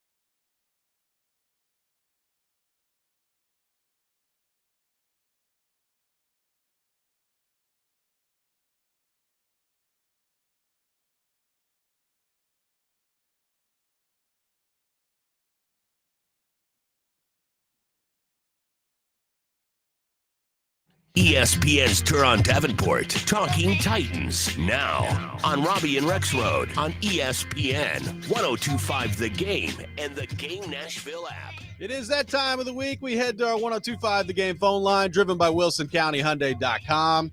And welcome in our friend Turon Davenport, ESPN NFL Nation Titans reporter, host of Talking with TD, and expert on all things Tennessee Titans and the world of football. TD, how we doing? What's going on? Hey, good morning. How you guys doing? Doing awesome, man. Appreciate you taking time to be with us. So, TD, I'm looking at this roster right now, and specifically at wide receiver, and certainly at a few more positions, but focusing in on wide receiver. They need some bodies right now, man. And I'm looking around at the rest of the free agent receivers that are available. We know Stephon Diggs is at least met with the Patriots to this point, but is there anybody in particular out there that really catches your eye beyond, like, we've talked with you about Elijah Moore, but any of like those veteran guys that you'd be willing to really take a shot on, be that a Diggs, a Lockett, a Cooper, a Keenan Allen, somebody of that mold? No, I would more or less leave all that alone. I think that's something that if they have to look at it after the draft, they could do that. But there's no use at this point. And I think you got to make sure if you bring a veteran in, it has to be the right one anyway, because we saw how the addition by subtraction happened with DeAndre Hopkins, So I would probably, no, I wouldn't touch any. Is there a type of receiver, TD, that you think fits Cam Ward? And maybe, it's a little bit of an off the wall question, but sometimes there are, like with Levis, we've talked before about, you try to get vertical possibilities as you can, because that's like his strength.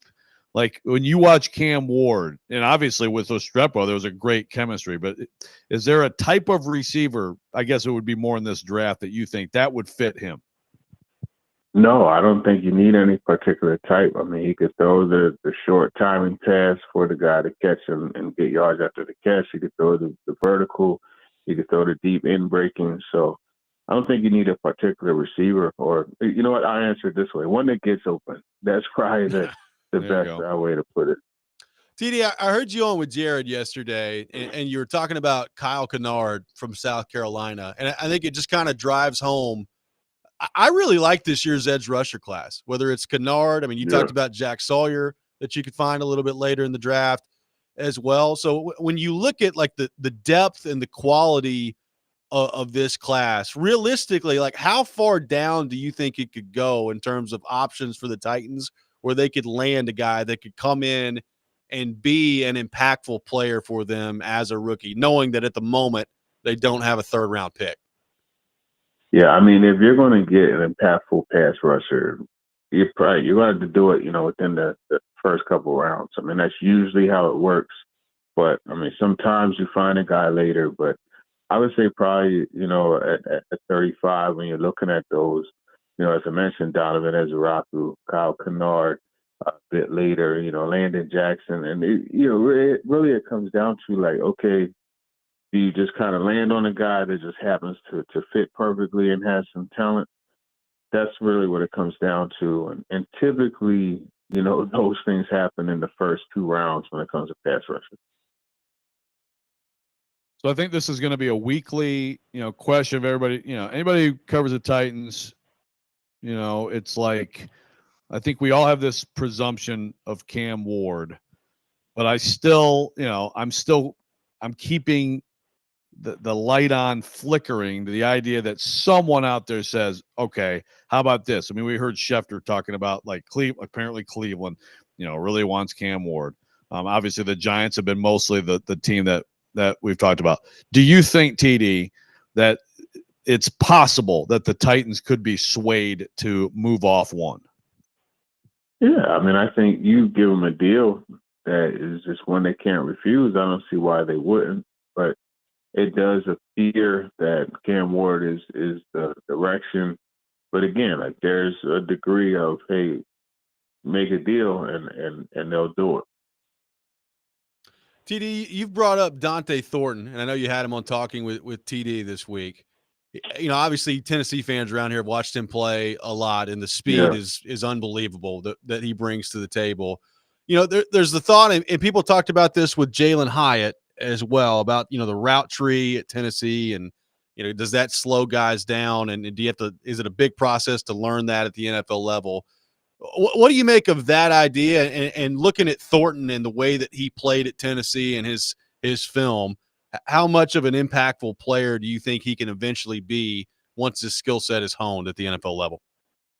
Yeah, it's a lot different because you watch Tennessee. Guys are so often getting free releases off the ball. They're running into wide open spaces and things like that because the offense is designed really well, and it does only ask them to do 3 or 4 things. But I remember Jalen Hyatt, his interaction with I think it was a Cowboys scout, and he was telling him how he can run routes, and he showed him that at Pro Day. Dante Thornton, he did the same thing, during the off season, or not off season, but ramp up to combine and all that. He really worked extensively on routes and things like that, and just being able to sink his hips and change direction, which is a little more difficult for a guy that's 6'5", especially one that runs 4.3. Yeah. So that's something that he's bringing along. But I think you look at the guy; he has a pretty solid release package. You put him on the ball as an X receiver, he's going to get vertical, but he's also going to run those slants and things like that. So I think he's going to be value on day 3, and I think he could be an eventual starter. Petey, what's your read on the Chidobe Awuzie move? I know Baker is a guy they kind of like. I mean, how do you view their, obviously durability is a part of that for sure, right? But just the move there and what it says about the current group of corners. Yeah, look, Jarvis Brownlee, that's really what it factors down to. He's going to be the starter, and they felt that he was a starter last year, and he's earned that right this year, and that's really what it boils down to. And it also shows they believe that Jared Sneed is going to come back healthy and be good to go. And as you mentioned, Darrell Baker. So really, it just, they got somewhat younger, at that position. They'll probably draft somebody. You got Gabe Judy-Lally, who they'll pull up and down off of the practice squad as well. So it just kind of shows that, hey, look, if they feel something was a mistake last year, they're going to, or just period, they're going to act accordingly. And I think that's what they did by releasing Chidobe Awuzie, by trading Kenneth Murray Jr. It shows that they will cut ties with something that they feel isn't working in the right direction, or what they would call a depreciating asset. So TD, I have to get your thoughts on this because Jack Gibbons ends up in New England, and the reaction from Titans fans was, well, of course he does. Of course Vrabel went after for Jack Gibbons. What was your reaction when you saw that Dr. Gibby was ending up back with old Vrabes? Yeah, it's just that exactly. And you find comfort in familiarity, and that's what he did. It's Titans North up there, so it doesn't surprise me at all. What do you think of overall what Vrabel's done? Yeah, he wasted no time. Within a couple of weeks, he had Stretch, he had Ryan Cowden, Ty Downing, Tony Dews. He's Terrell Williams. Man, he's really gotten the band back together. And I was joking with him about that at the Senior Bowl, and that's really what he did. So again, if I have guys that I'm familiar with and confident in, I would do the same thing. So I get it. But beyond that, I feel like they've gotten some good. I feel like they've had a pretty good offseason of player acquisition. Yeah, they've done a good job. You'd like to see them get a receiver. It seemed like maybe Stephon Diggs was going to end up there. We'll see what happens. But overall, they have, and they got tons of money to spend. So they'll keep spending it, and we'll see what they do. No doubt. TD, good stuff, man, as always. Appreciate you taking time to be with us, and we'll talk to you next week. All right, appreciate you guys. Yep, Teron Davenport, our guest on Robby and Rexrode. We'll react to what TD had to say there. Take your thoughts on our phone and text lines driven by WilsonCountyHyundai.com. Robby and Rexrode, 102.5, 106.3 The Game.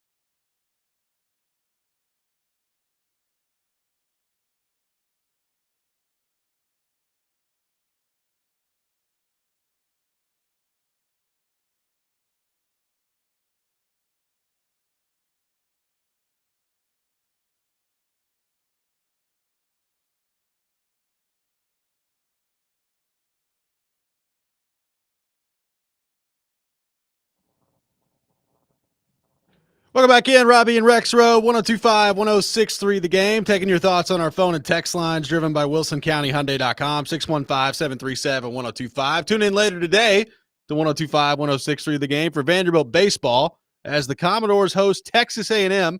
Pregame at 5:45, first pitch at 6 o'clock. Coverage also available on the 102.5 The Game app and at theGameNashville.com. Appreciate TD for being with us in the last segment.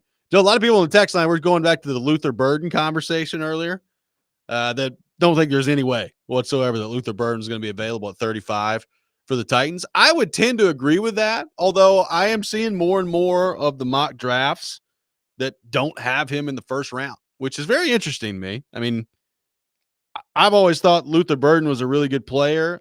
I didn't love his quarterback at Missouri and Brady Cook. Is he going to be like some superstar in the NFL? I have my doubts about that. But I guess at the end of the day, I will end up being surprised if Burden makes it out of the first round. Yeah, I think he's a first-round player. But obviously there are some people who have, again, I think Burden for a lot of the season last year, I mean, it was kind of, is it Tet McMillan or is it Luther Burden as wide receiver 1? Right. And it seems like McMillan's still up there, but Matthew Golden has obviously made a huge move. Sometimes you have also like a run at a position that's possible. If you made me guess right now, like I had to bet some money on it, I would bet him sneaking into the first round, but it's probably pretty low. I mean, the way it looks like things are shaking out, a lot of offensive linemen going, I wouldn't call it the craziest thing in the world for him to be there at 35. No, I wouldn't think it's crazy either. I just, I look at wide receiver. It kind of feels like there's always a run on those guys, right? And I don't know exactly where McMillan's going to go. I don't know that Tet McMillan is going to be like a star level wide receiver in the NFL. Like, frankly, we've talked about this. Others have talked about this. You can find good receivers in every draft, and I think that's true. I would say that this receiving class is not as strong as some of the ones we've seen recently that have come out. But I really like Matthew Golden. I think he can be a good player. I like McMillan. I just, the question with McMillan to me is going to be, at what level of receiver is he? Like, is he a top 10 guy in the league? Is he a legit number 1? Is he going to end up being a really good number 2? Like, what is that going to look like for him? Like, he could play. There's no doubt about that. And I'd have the same question about Burden. Like, is Burden going to be a number 1 guy? Is he going to be a really good number 2 option? Like, what's the level with these guys? Yeah. And one of them will exceed expectations. Again, I mean, I think that Amon-Ra St. Brown's a great example. Yeah, he's another one of those dudes who was in a draft, and he goes in the 4th round, and he's a slot guy.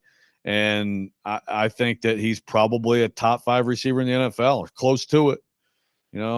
I do, like, I'm telling you, man, if you watch Cam Ward's stuff, what you will see a lot is you'll see a lot of throws to Restrepo, right? Yep.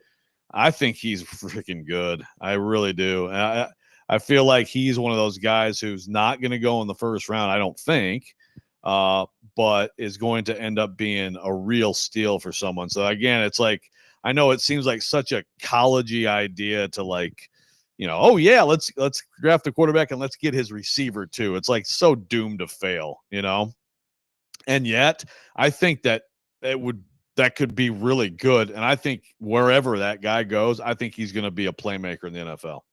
Or you could trade for Hendon Hooker and Hyatt. Ooh. And Tillman. Ooh. Bring them my all goodness. in. That is an exciting thought. That is, and then have Joe Milton as QB2. Well, I mean, just you could take the whole operation. You could add to it. I mean, that's a way that you could go there. There's apparently Milton's available. So yeah, I mean, there's people talking about him like the Giants should make him their starter. I'm like, you guys got to calm down, man. You guys have got to calm down. I saw that. Yeah, the TD's right, of course, about edge rusher. Like, very rarely do you find those guys later in the draft that end up being like those superstar players. I am going to be interested to see, because I think there's going to be a run on those guys too. like when that starts. Like obviously Abdul Carter is the cream of the crop when it comes to the edge rushers in this draft. And there's guys that we've talked about in the first round. There are also guys that I don't think are going to go in the first round that could end up being pretty good players. Like, I mean, the two guys from Ohio State are interesting. Yeah. I know, like Sawyer in They're particular good. doesn't have like impressive athletic traits, right? Like you watch, He's a like, dog. You watch the combine, and he's not really a guy that's gonna, blow things away out there. But he is a dog, and he is a guy that absolutely has a high motor. So, somebody's going to end up with him. I think he could be a good player in the NFL. I really like Kyle Kennard. I've talked about Kyle Kennard for a while here on the show. I think he's really good, despite who his head coach in college was. So, I really like Kyle Kennard. I really like Landon Jackson from Arkansas. Like, I think there's some really solid edge rush options in this draft. And if there is a run on edge rusher, like I anticipate there will be, I'm interested to see when guys particularly like Jackson and Kennard, go off the board.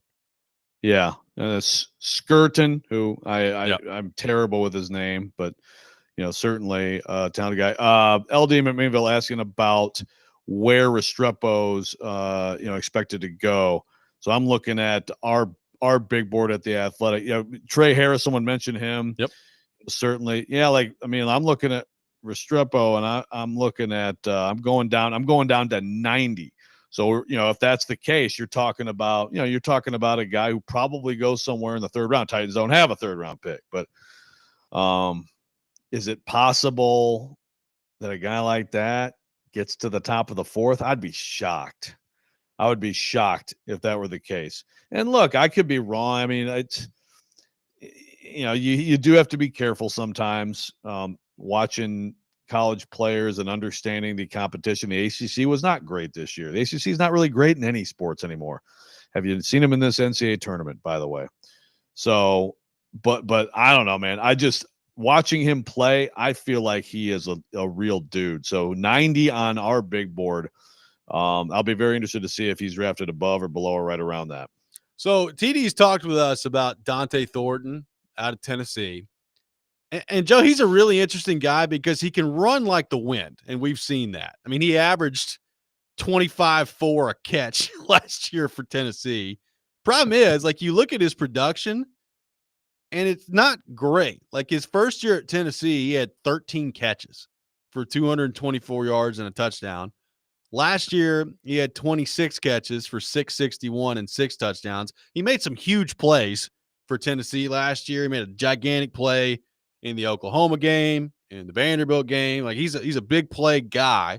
He had some injury problems at Tennessee, and there's not a high volume of catches to really work with there, but the speed and the size, I think, is really tantalizing with him. I am interested to see how NFL teams view him and if he can actually carve out a role for himself in the NFL. Yeah, look, I disagree with TD rarely, but I would stay the heck away from Thornton. If you can't stay healthy in college, how are you going to stay healthy in the NFL?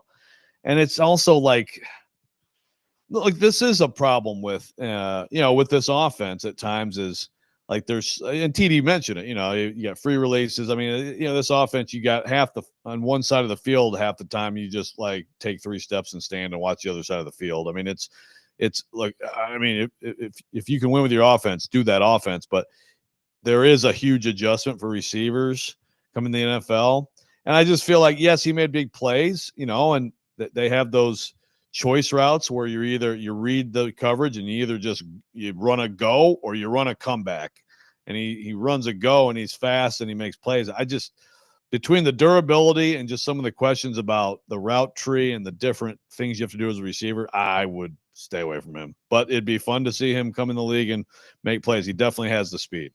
Who's going to be the highest drafted outside of Pierce, who I think is clearly going to be the highest drafted Vol? Who's next? Is it Norman Lott? That'd probably be my vote. I guess Norman Lott. Sampson. I mean, is there a run on running backs at some point? Does Sampson move up? I don't know. But I guess Norman Lott's probably my guess. It's probably between those two. And I would be with you on Norman Lott. Norman Lott's a really good player, man. Norman Lott is he's active. He's not just a space filler in there. I think he's going to be a good player in the league. But I like Dylan Sampson too. I mean, I think somebody's going to get Sampson 3rd round, 4th round, right? Like you said, sometimes there's a run, and so but probably not before the 3rd round. Man, he's going to come in this league and make plays. And I don't think there's any question he can be part of a good 2-back pairing in this league somewhere. You think Brew McCoy gets drafted, or is he a UDFA at the end of it? Gosh, I mean, he obviously had the injury. The physicality is undeniable. Just don't know. I don't remember. I don't. You tell me. What has he run? Has he run anything? What are the numbers on him running? That's a good question. I can try to pull that up real quick. Most of the mocks that I see for him, and we've seen very few like full mocks at this point, but most people have like a 7th round grade on him. Yeah, like if with everything else with him, he has good hands. If he ran like a 4.6, 4.5, I think he'll be drafted. But maybe he doesn't run at all. I don't know. Like Tennessee Pro Day. Has Tennessee Pro Day happened? I don't think so. I'm so basketball brained right now. Yeah. So it'll be interesting to see if he runs on that day and if he can help himself. The numbers that I'm seeing pulled up are a 4.62 40. So I mean, I think if that's like if he ran like that at his pro day, I think someone would take him in the 6th or 7th. But I'm also seeing a 4.62 40 from his high school recruiting day, so I'm gonna hold off on that number. Well, then, yeah, he's gonna need to have that. I'm gonna assume he's probably gotten faster since he was in high school. It's just my guess. 615-737-1025 is our phone number. It is time for weekend winners. Coming up next, we'll try to build on what was a very impressive week for this program. We'll get into that. Robby and Rexrode, 1025, 1063, The Game.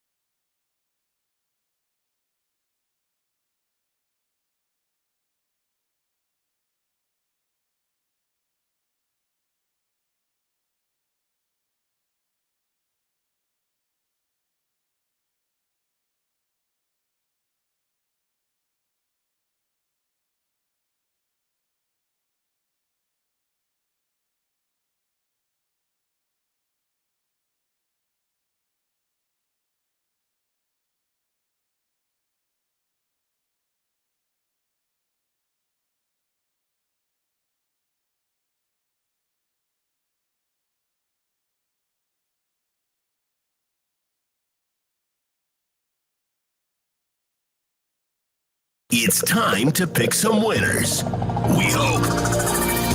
Robby and Rexrode have weekend winners for you now on ESPN 102.5 The Game and the Game Nashville app.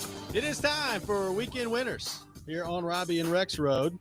Little NCAA tournament action this weekend. Preds back in action tomorrow, hosting the Toronto Maple Leafs. We got a lot to get into here. First, a quick recap of last week.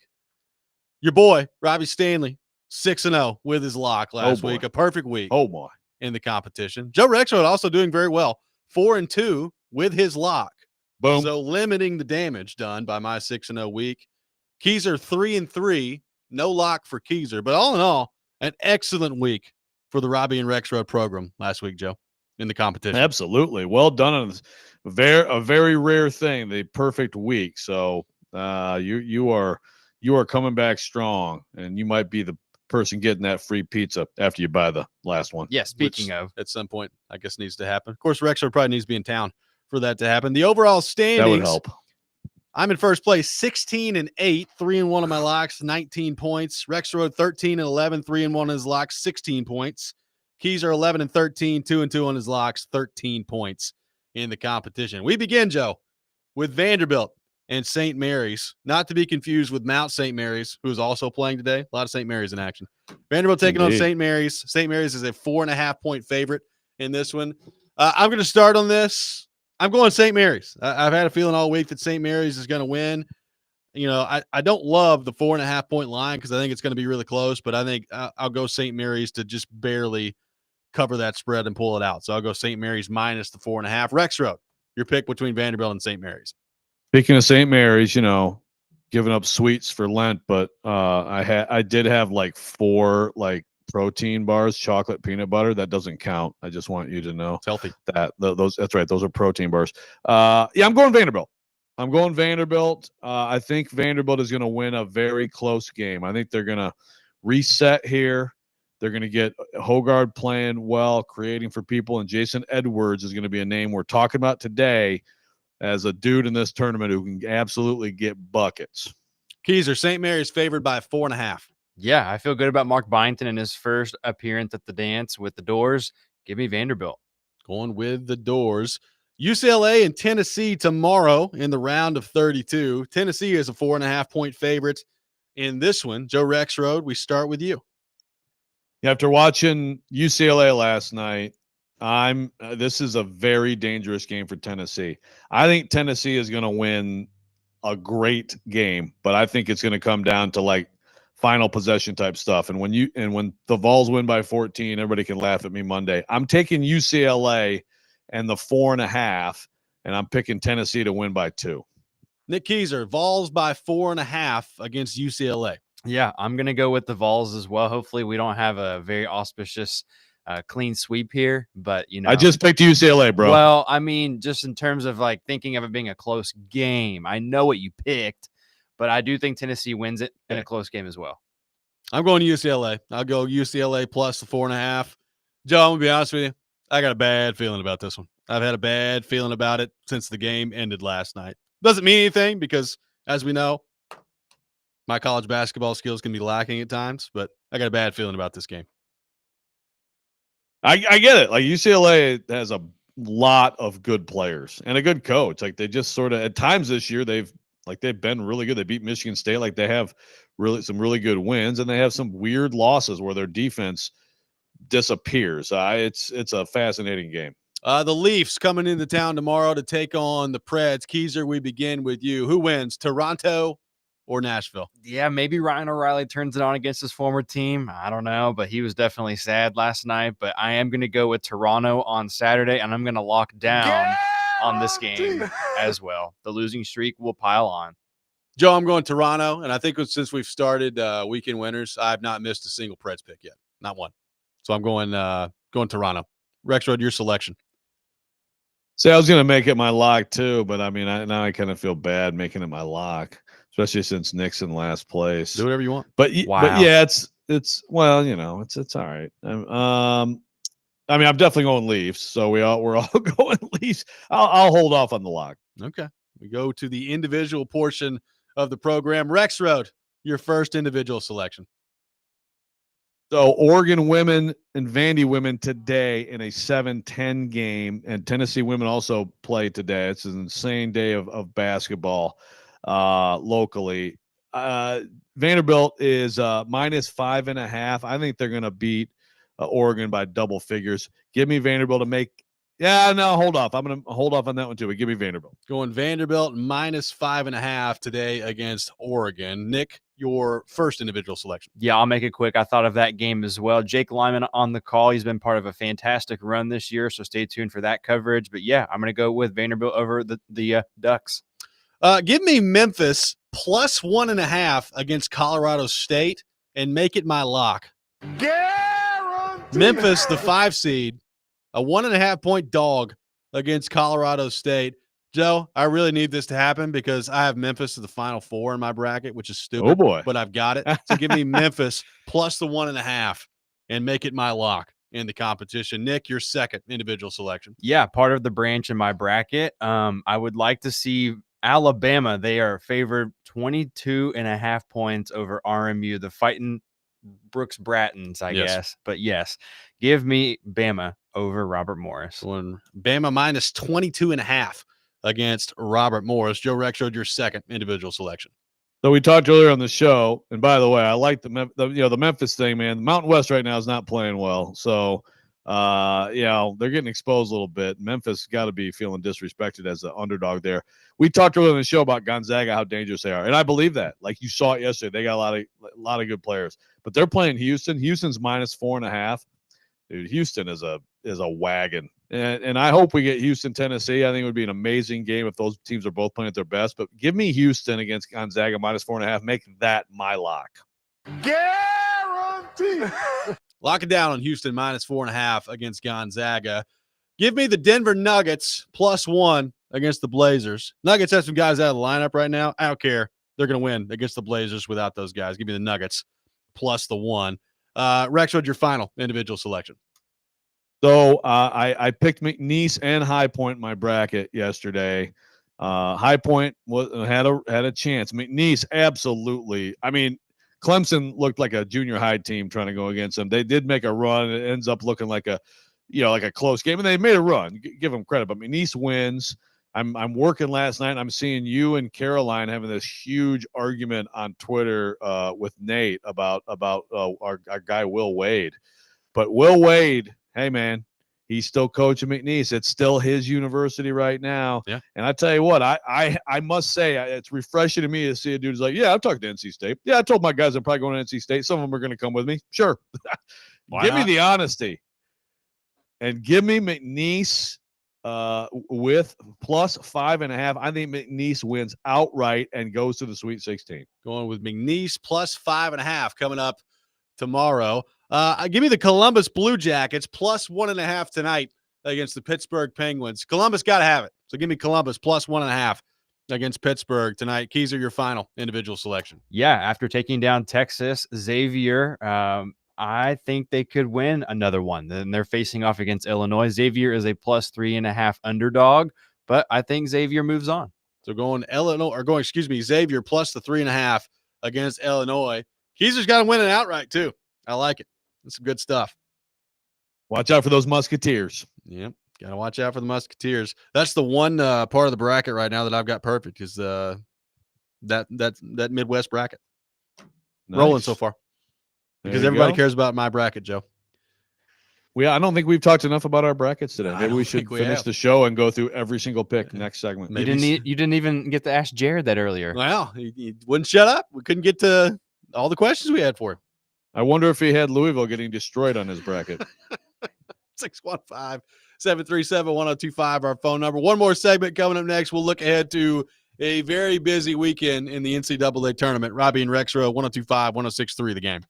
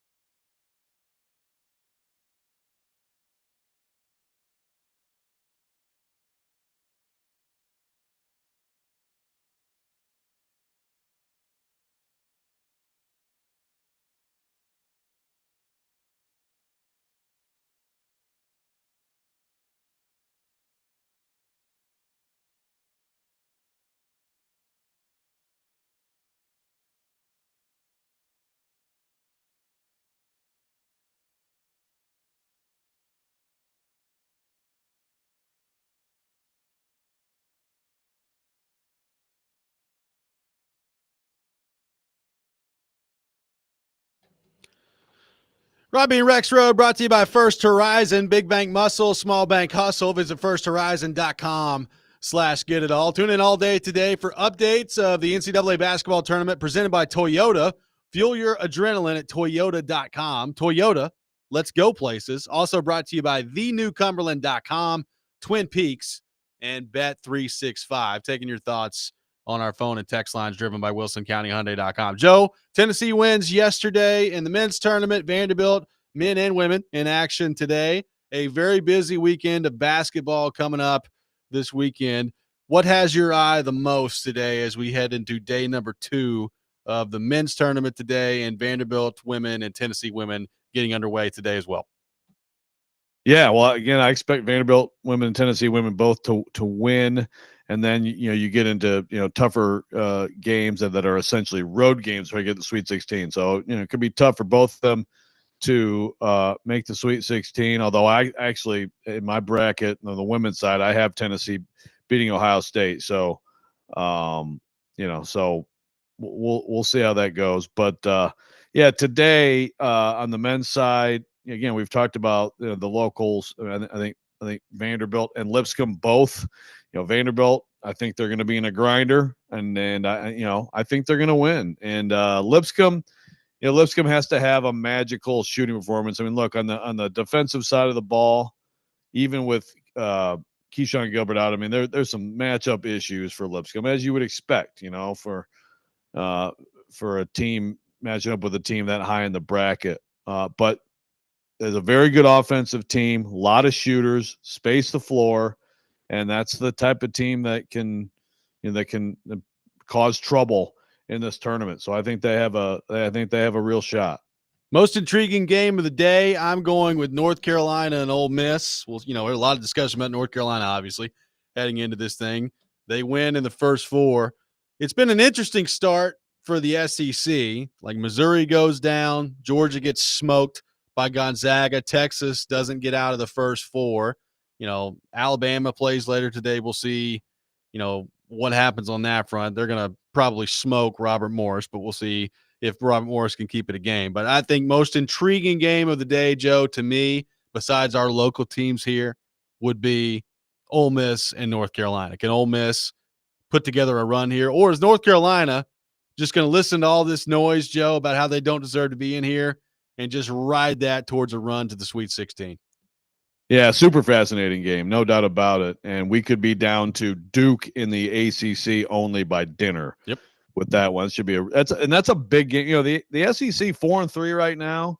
It's like your lower seeds losing, but Missouri getting upset is a tough one. I guess you can offset it with Arkansas beating Kansas. That's a big one for the SEC. 2 other games that I find really intriguing. One of them involving SEC team. We mentioned Xavier, Illinois, that Nick is picking the Musketeers. I think that's a terrific game.